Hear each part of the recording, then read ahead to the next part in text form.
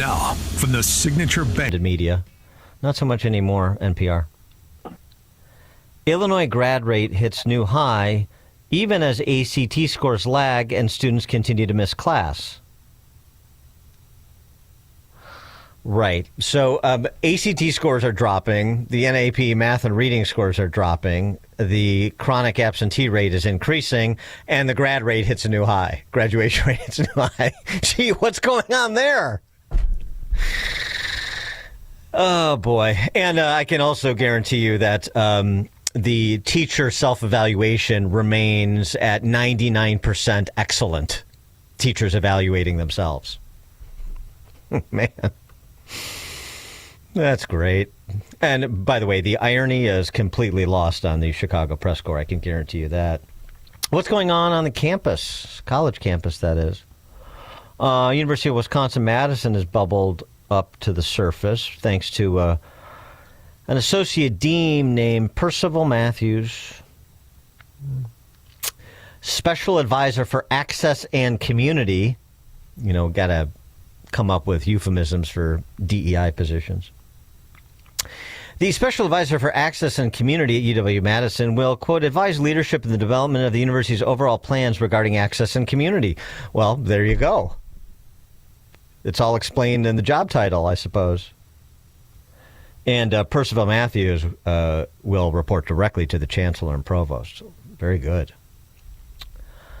Last year, Percy co-authored a paper entitled Fostering Diversity in Mathematics Cognition that criticized the American mathematics education system as, quote, arguably inherently violent toward black children. Math is violence. I remember when silence was violence, I didn't realize that math is now also violence. Oh, boy. He also argued it is, quote, impossible to read, unquote, the Supreme Court decision that overturned affirmative action in the Harvard admissions case, as, quote, anything other than a suggestion that many trainees of color do not deserve to be in the university space at all. In 2020, Percy Matthews, Associate Dean, UW-Madison. If the police can casually and slowly kill George Floyd out in the open while they know they're being recorded, even after Eric Garner and an ex-police officer and son can casually chase down and kill Ahmaud Arbery and walk around for 2 months without the police so much as batting an eye, then why not just post the signs, Negro hunting season? A legitimate use of violence can legitimate use of violence. A legitimate use of violence can legitimate use of violence. There are a number of ways to read that sentence. Yes. Mm-hmm.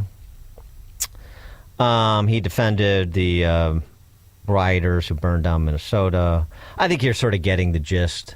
So again, just because Trump is in the White House and the Department of Education has been reduced in size and expense, and you have Title IX prosecutions against universities who are in violation of Title IX, and the push to implement the Supreme Court's Harvard decision and root out DEI culture on campus, doesn't mean that it all gets done in 7 months, that this will not be a protracted fight, because it will be.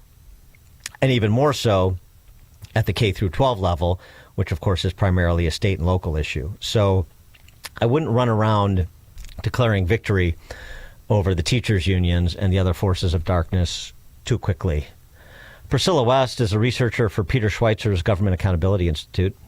She's also a chapter chair of Moms for Liberty. She has written a book, The New Face of Woke Education. She joins us now. Priscilla West, thanks for being with us. Appreciate it. Hi, Dan. Good morning. Thanks for having me. Great to have you. So you focus on a topic we've discussed on this show before, but it bears a revisiting, which is social emotional learning. And sounds, rosy and wonderful, but what it really translates into within the classroom. That's right. I come from an engineering background, And when I started to work for Peter Schweitzer, I thought that I would be approaching this from kind of an engineering standpoint. Began digging through just mountains of education literature and research, school board meeting minutes, annual reports from edtech firms. And the picture that started to develop for me was pretty shocking, especially in that it could not be approached that way. It was a lot of psychology, and much of the energy in education today is focused on very subjective measures, things that are just wide open for wild interpretation and misinterpretation. So I found myself down in the rabbit hole of SEL pretty quickly. Yeah, there have been other scholars who've opined on social emotional learning, SEL, over the years, including Max Eden over at the American Enterprise Institute, who's testified before Congress on it as well. And one of the points that he makes, the things that he emphasizes needs to be debunked is, they always reference, they call themselves doctors and they reference that everything they do is evidence-based, but it's not evidence-based. In fact, there is very little evidence, academic evidence to support social emotional learning as being evidence-based in terms of providing a positive impact on a child's intellectual, social, and emotional development. Right. What we have is teachers, classroom teachers, being asked essentially to serve as therapists, or in some cases, corporate software, which does not have the consent of parents to serve as therapy. So what began as empathy and self-awareness has been kind of hijacked by activists over time. It's really been politicized. Well, this has been the use of social emotional learning was the cover for introducing critical theory into the classroom. Yes. Even though I know there's the critical race theory isn't taught in K through 12, and then of course there's evidence all over the place that it is, but they just deny reality. But I mean that's so now we're getting to what people perhaps are more familiar with because there's been such attention to it. But social emotional learning was the Trojan horse they used to get critical theory in the classroom. Correct. It's essentially an operating system. So a school may not say, they may say that they're not teaching critical race theory, and they may technically be correct, but nonetheless, they are installing a worldview and critical race theory, this awareness of identity groups and this worldview of power and oppression is just baked in. And so the ubiquity of this, I think, if I'm recalling from Eden's testimony, now this is a couple years old, but he talked about, the amount of money that is spent at the K through 12 level on SEL and then everything that flows from it that we're discussing, is in the hundreds of millions of dollars. I would venture to say it's in the billions. Mm-hmm. It really depends how you define it or where you draw the line. But SEL was baked into Common Core, and there were certainly billions spent on Common Core. They've been at this. As a matter of fact, it's right there near you. They're headquartered in Chicago. Illinois was the first state to have SEL standards statewide adopted, but for 30 years they've been at this. So the goal for them was to make it, they call it systemic. So it's in not just 83% of schools, but it's layered into after-school care, extracurriculars, all kinds of programs and resources. And we had another illustration of this that got national attention in the last legislative session, which was the push to do mandatory mental health screenings for kids. That's all part of SEL too. Correct. Lots of data being gathered. These kids are being surveilled at every turn. Because SEL platforms, they're not just learning platforms. They're data mining systems. My favorite meme is the one it's a Matrix meme where it's got Morpheus and it says, "What if I told you that the cloud is just someone else's computer?"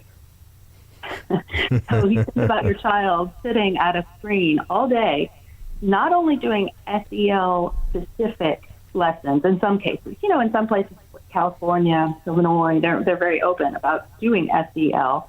Other places, like Florida, it may be built into what we call core academic subjects. So you'll have major publishers openly telling us that they build SEL into everything they do. So it's in the math, it's in the reading.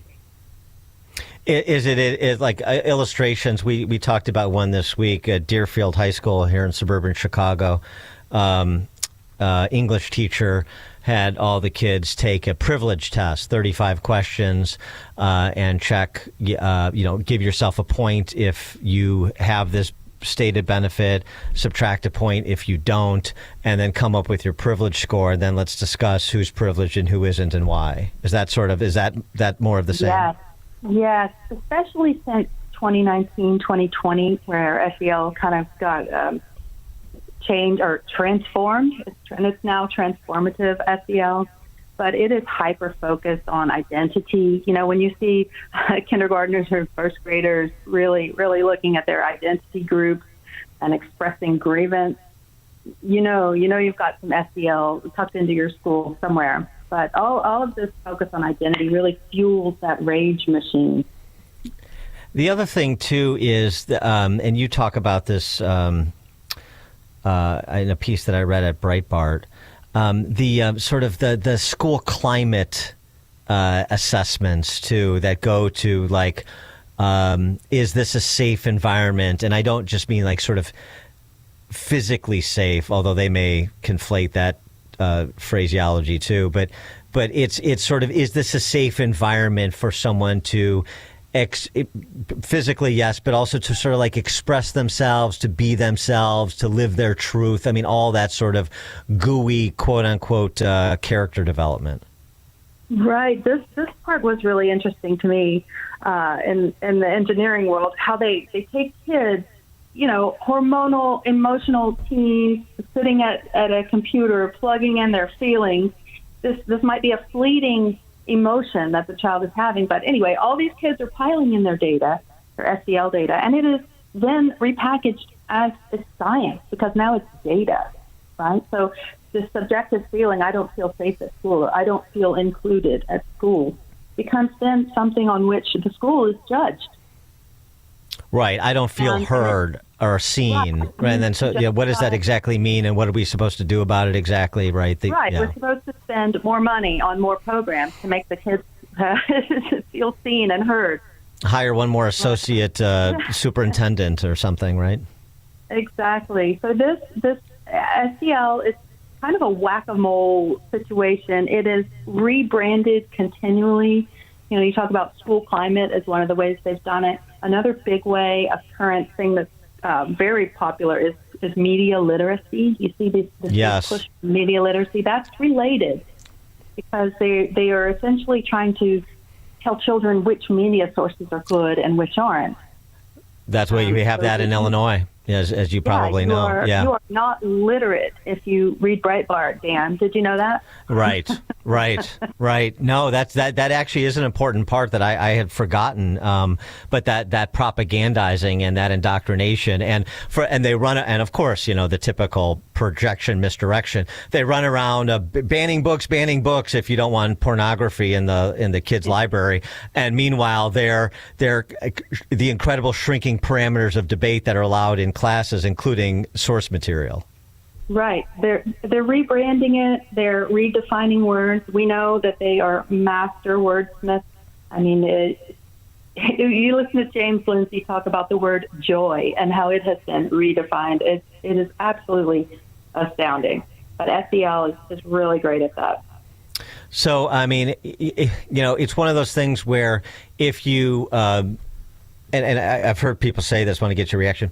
If you just gave sort of a neutral definition of what social emotional learning that sort of disposition is trying to accomplish, you would say, okay, well, that doesn't seem so bad. That seems reasonable. We wanted to help a child develop intellectually, but also socially and emotionally, so they're a confident together person as well, and they're learning, and we're teaching them to be lifelong learners, and it's all part of this, kind of whole of self approach to educating kids. Sounds great. But then below the surface is all the stuff that we're talking about, and it's just basically engineering a bunch of leftist automatons is what the real play is.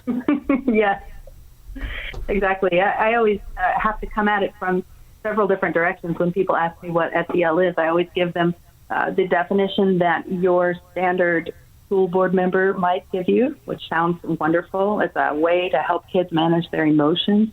And then I give the definition of, or I give you what your right-leaning teacher might say, which is, we don't do that here.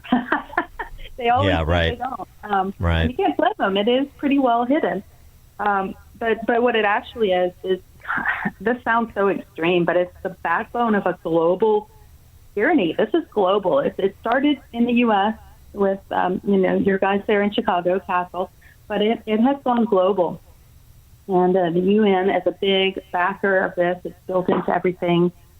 So it's reshaping how children think and basically standardizing everyone's worldview and ideology worldwide, or it's trying to. So so for the discerning parent, that's, gets the facade presented to them. It's pretty easy to pierce if you're just paying attention. Media literacy, mental health screenings, privilege tests, Kimberly Crenshaw's work in critical race theory, the exclusion of other work, too, that would be critical of critical race theory. So you're not getting both sides of the case. So all of those are indicia of this propagandizing that's done under the auspices of social emotional learning. Right, exactly. Priscilla West is a researcher for Peter Schweitzer's Government Accountability Institute and chapter chair of Moms for Liberty. Her new book, The New Face of Woke Education. Priscilla West, thanks so much for joining us. Appreciate it. Thanks for having me, Dan. And she joined us on the Turnkey.Pro answer line. The stories you need to know to start your day.